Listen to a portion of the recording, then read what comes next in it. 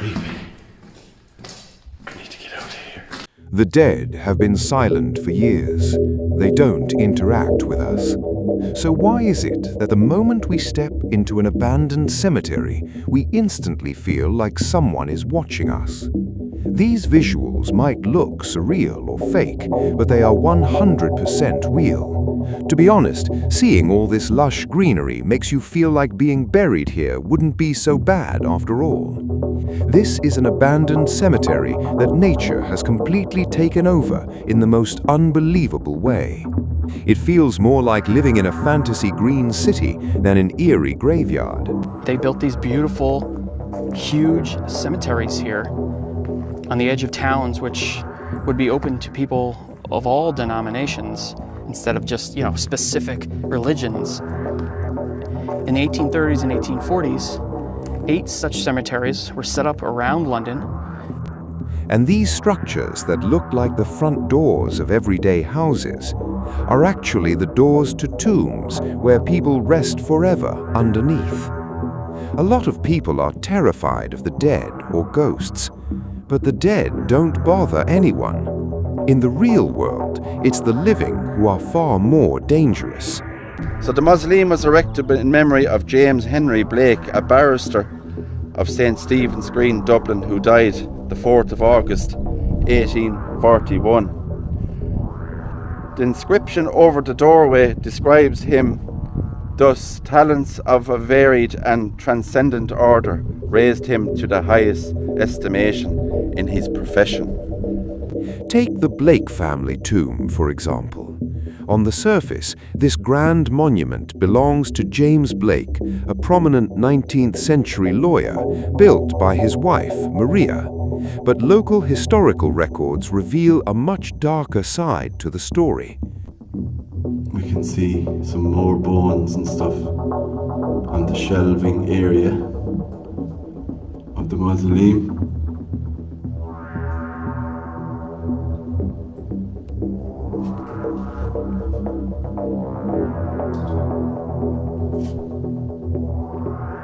Look at this decaying coffin and the bones scattered inside. It's uncomfortable to look at, but the real terror isn't in these bones. The real horror goes back to when the owner of these bones was still alive. This woman, Maria Blake, was a living nightmare for dozens of people. Despite her massive wealth, after her husband died, she made a ruthless decision to clear land for cattle grazing. She ordered the eviction of 80 poor tenant families and burned their homes to the ground. And imagine there's a leak in there somewhere, there's water getting in, which is not good, which probably is the cause of those coffins disintegrating and being the way they are. Sad to see. And they had a huge house, Dartfield Estate. The narcissism of immortality. One way to explain this behavior is that extreme wealth and power often create a false sense of immunity. People start believing their status shields them from natural laws and from being forgotten. Maria Blake built this grand tomb so her name would be remembered with greatness forever. But the reality of this vault proves that time spares no one. Look at it now. The roof has cracked open, moisture has rotted the coffin, and her bones lie scattered in a degraded, pathetic state. Meanwhile, some locals still lay fresh flowers on the unmarked graves of those poor villagers. Society might fear power while people are alive, but in the end, collective memory honors humanity and respect, not power. And we have a lovely little seat here. So I'll just read the inscription on it. It says, "I thought of you with love today, but that is nothing new. I thought about you yesterday and days before that too. I think of you in silence, I often speak your name. All I have are memories and your picture in a frame. Your memory is my keepsake, with which I'll never part. God has you in his keeping, I have you in my heart." The story of this city of the dead gets even more complex as we step deeper inside. Walking through these overgrown paths, you come across ceramic portraits preserved on the gravestones for over a century. Children in vintage clothes, men in military uniforms. It gives you a strange feeling, doesn't it? A sad one here. A little child, and the photo has faded away. Look at that big bow tie she has on top of her head. Graves here with these photos on them. Look at the old pictures. I think that guy is in a military uniform on the right there. Our brain is constantly scanning our environment for danger or signs of other humans. Seeing a face, even if it's just an old photo on a gravestone, grabs our brain's automatic focus for a split second. Surrounded by complete silence and decay, your mind briefly hesitates between an inanimate image and an actual onlooker. That exact moment of doubt is what triggers the sudden feeling that someone is watching you. And this mental illusion peaks when we step into total darkness. We often blame it on ghosts, when in reality it's just an information processing error within our own neural network. This blows my mind, guys. This blows my mind. To see this. Oh, God, I nearly fell there. Wow, look at these photographs. People are all buried here. In the walls, look. The young guy. This is crazy.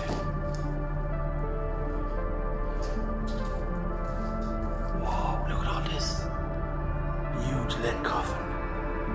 Here, a rusted entrance leads down a set of dark underground stairs.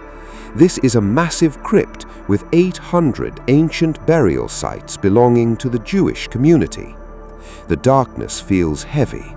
The flashlight beam hits small wooden coffins split open by time and moisture. Coffins that, sadly, belonged to infants and young children. As you can see, the explorer immediately decides to leave.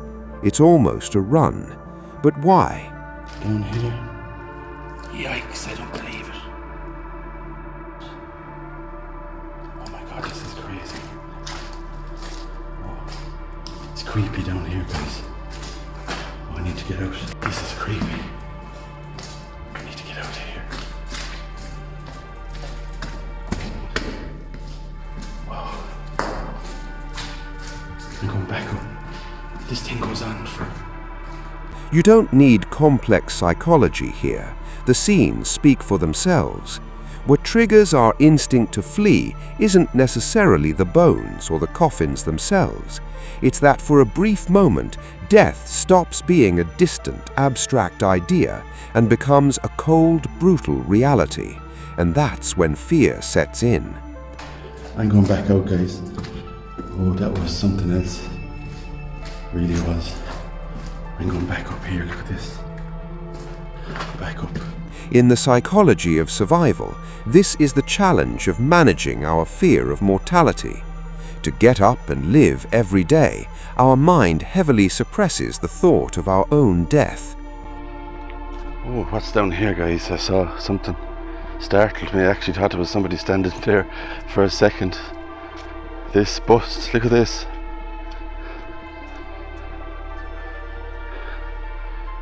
Look at this guy with suit and tie on.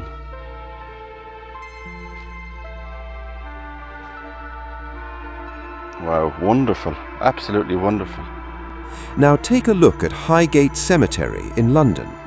In the 19th century, this place was a symbol of pure wealth. Elite families built multi-million-dollar mausoleums styled after Egyptian pyramids. Absolutely astonishing. They were so proud of this, so proud of the beauty of it, that they actually put out ads in the local paper saying, come to Highgate, come to the cemetery and walk around and enjoy the views of the graves. At the time, you could see all of London. So why was such a massive place suddenly abandoned? The answer is simple economics. They ran out of space. Once the cemetery reached full capacity and couldn't sell new plots, there was no more money coming in. So the owners completely walked away, leaving the records, offices, and everything behind for nature to swallow up. But here's the creepiest part of the story. The human psyche hates an unanswered void. So here's another famous grave. George Wombwell, or Wombwell. He was a lion tamer, basically. He owned some traveling animal shows and things like that. And again, talking about, really wealthy people that were buried here. I mean, I can only imagine how much it would have cost to have a life-size lion created. Pretty cool. Around 1970, after Highgate had been abandoned for nearly a decade, a bizarre rumor spread across the city that a vampire was living in Highgate's underground vaults. This belief grew so strong that it triggered a mass hysteria among young adults.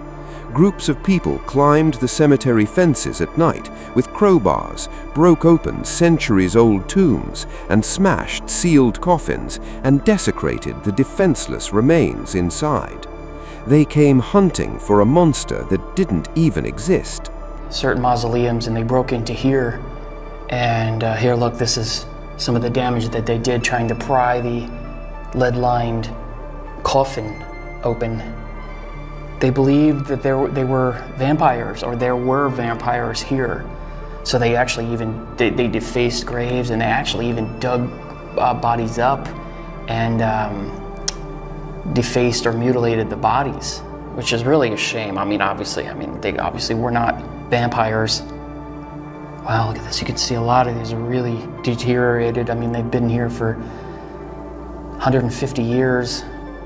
In reality, the true danger wasn't a vampire in the crypt. It was the fear brewing in the minds of the living, driving them towards violent and irrational behavior. So here's the grave of Lucian Freud. He's actually the grandson of Sigmund Freud, a well-known artist, actually one of the foremost 20th century English portrait painters, portrait artists.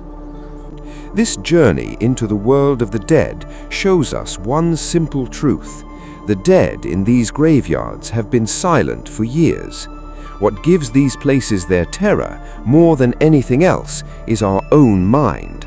They act as a mirror, reflecting the fears, narcissism, and behavioral and cognitive flaws of the living. If you enjoy these analytical breakdown videos, make sure to like the video and leave your thoughts in the comments. Until our next adventure, take care.